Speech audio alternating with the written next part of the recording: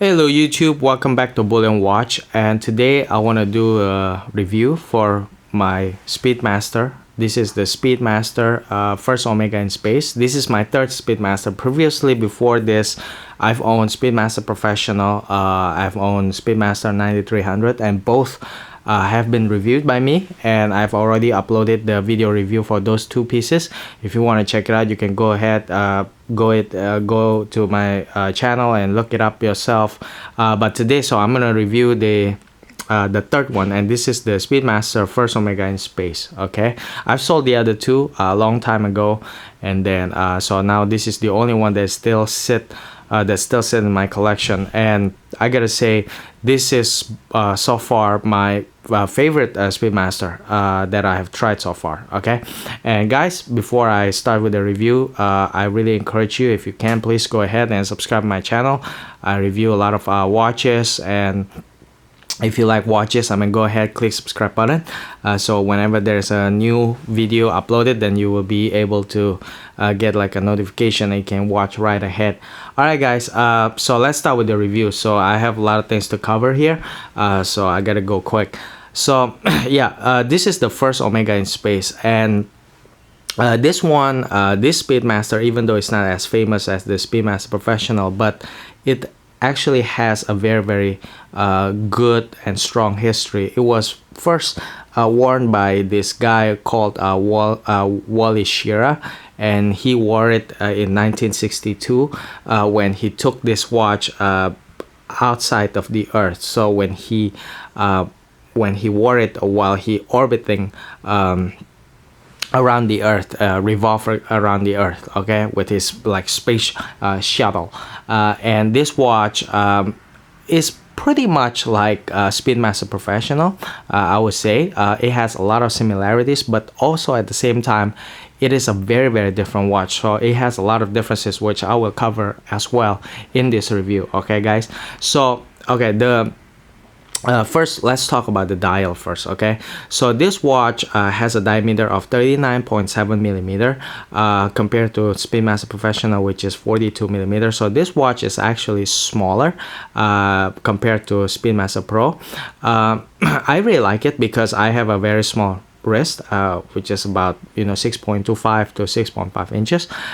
So if you like a dressy sports watch, this watch is gonna suit you better than Speedmaster Pro. Speedmaster Pro is stated as 42 millimeter, even though actually it wears like 39 millimeter, but still, I used to own Speedmaster Pro, and it wears bigger compared to this Speedmaster First Omega in space, because the Speedmaster Pro has like even though it's technically in terms of diameter it's about the same, but it has like a little bit of additional metal on the side, and when you put it on the wrist, it wears bigger. So just trust me on this. This one wears smaller than Speedmaster Professional, which makes it a little bit more dressy.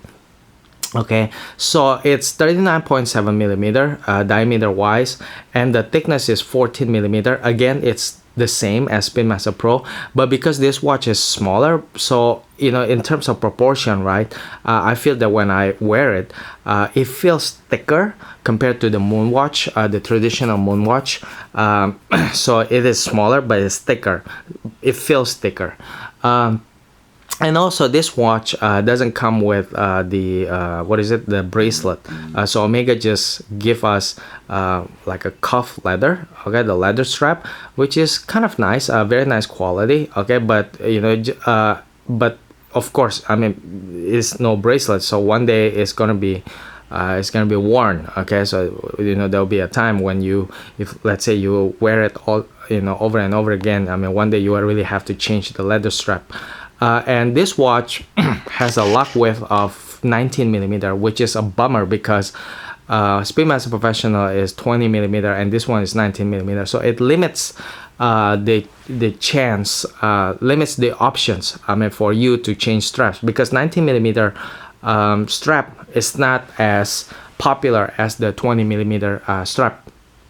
But it's still doable.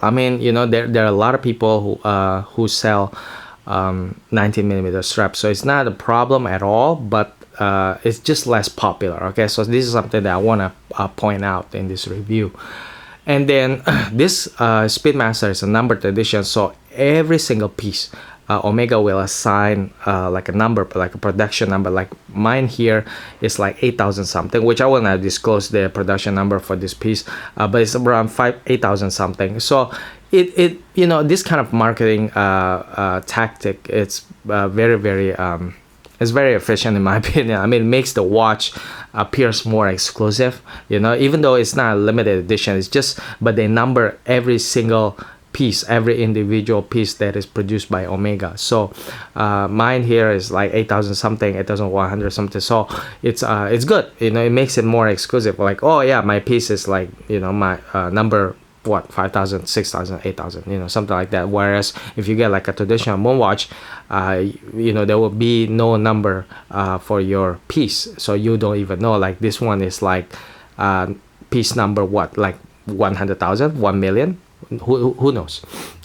And then this watch has the same water resistance as the Speedmaster watch. Is still 50 meters water resistant. So you can technically, I mean, swim with it. I mean, and you don't have to, you know, you can technically swim, or you don't have to be so worried if, let's say, you get exposed to the water. You know, if you do like a polo what is it? Like a dragon boat, something like that, like any kind of water sport activities. I don't think you have to be worried so much if, let's say, you wear this, because it's 50-meter water resistant. But I wouldn't but I will not recommend people taking this going into the water though, to swim, if possible. Okay, but if really you have to swim with this watch, I think it will just be, you know, it will be just fine. But I will not recommend it, because at the end of the day, this is still a chronograph, and I really believe that there are, you know, quite a lot of holes in here. I mean, that is just so prone for water to get in if you take it to the water. And then let's see, oh yeah, the loom, in terms of loom, it's also great. It's pretty strong. Maybe I will turn off my light here a little bit, and then I can show you the loom. So this is how, oh okay, so it's nighttime, guys. This is afternoon, so I don't think I can show you the loom. Yeah, maybe I'll turn the light back on. Yeah, sorry, it doesn't work. So yeah, so okay, I cannot show you the loom because this is not so dark inside my room right now. This is afternoon, but just believe me that the loom is pretty good. It's pretty strong. Okay, it's comparable to the Speedmaster Professional. Now let's talk a little bit about the movement. Okay, the movement again is also the same, because technically speaking, right, this watch is basically another version of Speedmaster Professional. So this watch is equipped with the movement caliber 1861 from Lemania, which is very good. It's time tested movement, very robust. And in terms of accuracy, I got my copy here. I get about +7 seconds.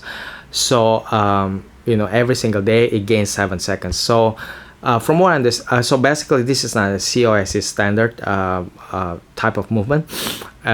Omega doesn't regulate it. So from one copy to another copy, you can have like a different result, okay, because it's not standardized. So mine here, I got 7 seconds, but back then when I used to have the Speedmaster Professional, I got 3 seconds a day. I was very lucky back then. I believe, because I've talked to a number of people who own Speedmaster, and they all get many different results. Some people have get the result like +16 seconds. That was like the worst. And then some people got like +7 seconds, like me right now.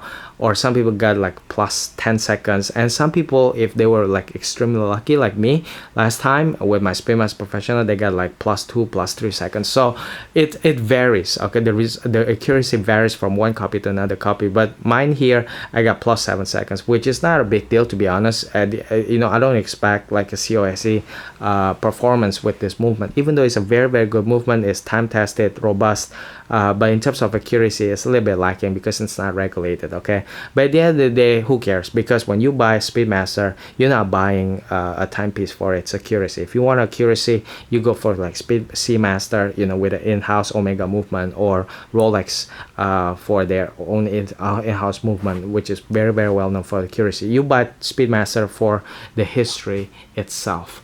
And then so that's a little bit about movement, accuracy. Now let's you know, spend the rest of the time talking just about the dial. Okay, so I want to highlight some of the notable differences between this watch and the Speedmaster Professional. So first, I want to point out that you see this the crown. So the crown is actually thinner and there's no crown guard. So you can see like it's easier to wind it. I mean, I find it easier, and my friend confirmed the same thing. You know, they all have the same experience. So when I try to wind this watch, it's just easier compared to a moon watch because there's no crown guard. And then the feel of this watch is more vintagey. It's more vintage watch because of no crown guard. And then the what is this, the hour and the minute hand, it's polished, and then it's alpha hand style, alpha style hands. And then so it's very different compared to moon watch. The moon watch is not polished, and it's not alpha hand. And then the because it's polished, right? So that reduces the legibility of this watch. So it can be a little bit hard for you if, let's say, you don't have a good eyesight in the dark. If, let's say, you're in the dark and you don't really have a good eyesight, it can be really hard to see the time with this timepiece. Okay, because it's totally polished. So it depends on it depends on the angle where, you know, the light hit the dial. Like, for example, here right now, here you can see the time like very clearly, right? This is like 11:06, but then here, if I turn it like this, you see when the light doesn't hit the dial, so you can see like the hour hand and the minute hand just totally disappear. So that's what I mean by, you know, it can get pretty difficult, especially in the dark, you know, to see the time. So in terms of legibility, this watch is not as legible as the Speedmaster Moon watch, but I really like it because it's the hour hand and the minute hand is totally polished, so it makes it very, very dressy. I really like you know, this piece because it's more dressy than the Speedmaster Moon watch. And you can see the logo here, the Omega logo, it's applied instead of printed as the one in Speedmaster Pro. So again, you know, it makes I feel that it has a more luxurious feeling, okay, with a applied logo right there. And then the one big difference here between this one and the Speedmaster Pro is the sapphire crystal. So this watch has sapphire crystal here, and it's a very, very beautiful dome sapphire crystal here. As you can see, it's very, very thick. You can see it right there. It's very thick. It's very, very nice, and it's very different. I want to point out this thing. It's very different if you compare the Speedmaster Professional that has sapphire crystal on it. Okay, the sapphire version of Speedmaster Pro and this watch, even though it has both has the same sapphire crystal, but this one I feel is more it looks better to me, because the Speedmaster Professional that has sapphire crystal on it, okay, has like a milky ring, but then here, as you can see, it doesn't have any kind of that nonsense. Okay, it doesn't have a milky ring, so which is very nice. I don't like like a white ring, you know, around the dial like on the Speedmaster Professional with a sapphire crystal, but this one totally doesn't have that kind of problem. So I really like this sapphire crystal on this watch. Okay, as you can see, it's dome, it's very thick, it doesn't have a milky ring, and at the same time, you know, because it's sapphire crystal, you don't have to worry about bumping the dial, you know, get something if you're rough with your watch. Okay, because there will not be any scratches whatsoever, because this is a fire. Okay, only diamond can cut through it. So it's very nice. It's a very, very nice touch. And I want to point out the dial, it's black color. So it's very different, because Speedmaster Pro is gray color on the dial. And the lock is also more straight compared to Speedmaster Pro, which is like rounded, tapered down and kind of like hugging your wrist. But this one is more like straight lock here. Okay. And then what else? Oh yeah, the display back. So I got my notes here. So the display back. So again, it doesn't have, so like a Speedmaster Professional, it doesn't have so you can see here numbered edition, like I told you before. Okay, so this is the number here, which I will not show you. So this is the so you can see the first Omega in space, and the and this one doesn't have open case back like Speedmaster Professional. Okay, if you like open case back, the Speedmaster Pro, that is Sapphire version, it has open case back, but this one doesn't have open case back. I really like it. I really like this one better than the Speedmaster Pro, Speedmaster Pro's case back, because this one features hippocampus. I like the symbol very much. And then here you can see like the background of the hippocampus is it's the what is it, with guilloche pattern here. So it's very, very nice. I really like it. It just feels the overall feeling of this watch, I feel, is more it's just more exclusive. I feel it's more exclusive. It's more it feels more expensive than the Speedmaster Professional. Okay. And then what else? So yeah, that's pretty much it. I guess I think I've covered pretty much everything about this watch. Okay, I point out all the differences for between this one and the Speedmaster Pro. So let's go to the conclusion. Let's go to the verdict. Okay, guys. So I just want to basically conclude this. What do I like from this watch? Okay, I do like everything. Basically, I do like the size of this watch. Okay, I really like the size because it wears smaller.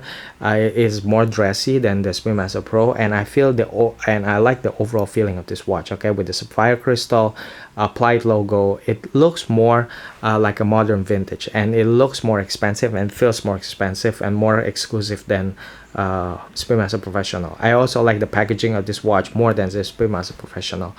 So overall, I just feel that this watch is more dressy.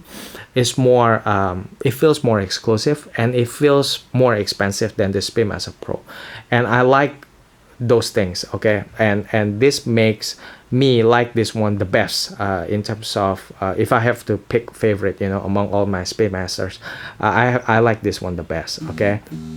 And I like it, the fact that this one is less common compared to Speedmaster Professional, which is just very, very common. I mean, I've seen a lot of people wearing Omega Speedmaster Professional because it's such a iconic watch.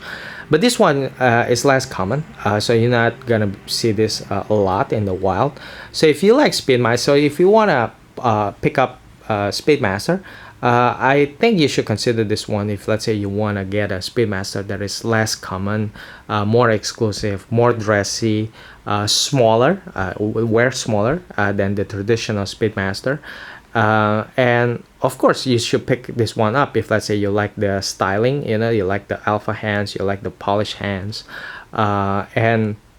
and if you want sapphire crystal, definitely, get this one, right? Yeah, you can technically get the sapphire version of the Speedmaster Pro, but I don't like the milky ring around it. If you don't mind with the milky ring and you like the open case back, then maybe you can go ahead with the Speedmaster Professional with the sapphire version. But if you don't like any of those, then you can pick this one up. So yeah, guys, so that's pretty much it. And the only downside of this watch that I can think of is that Omega doesn't give us bracelet for this one. But again, it's no problem because I don't like bracelet either, and I think Speedmaster is best worn with leather strap anyway. So yeah, but and I know if, let's say, you like bracelet, you can buy like external party bracelet, or I know Omega has like bracelet 1 something that you can buy offline, and then you can attach it on this, but of course it's a hassle, right? But basically this one doesn't have bracelet, so if that bothers you, then of course, don't go buy this one because you will not get bracelet. So yeah, guys, that's pretty much it. So the only downside that I can think of is that this one is lacking bracelet, that's all. But other than that, I like everything about this watch, and I think it's a better Speedmaster than the Speedmaster 1 watch for me, as a guy with a small wrist. Okay guys, that's pretty much it. I'm gonna end this review right now. I really hope this is enjoyable. I really hope you like it, and I hope you find this informative enough. Thank you so much for watching, and stay tuned until the end, and I'll see you in the next video. Thank you so much. Bye bye.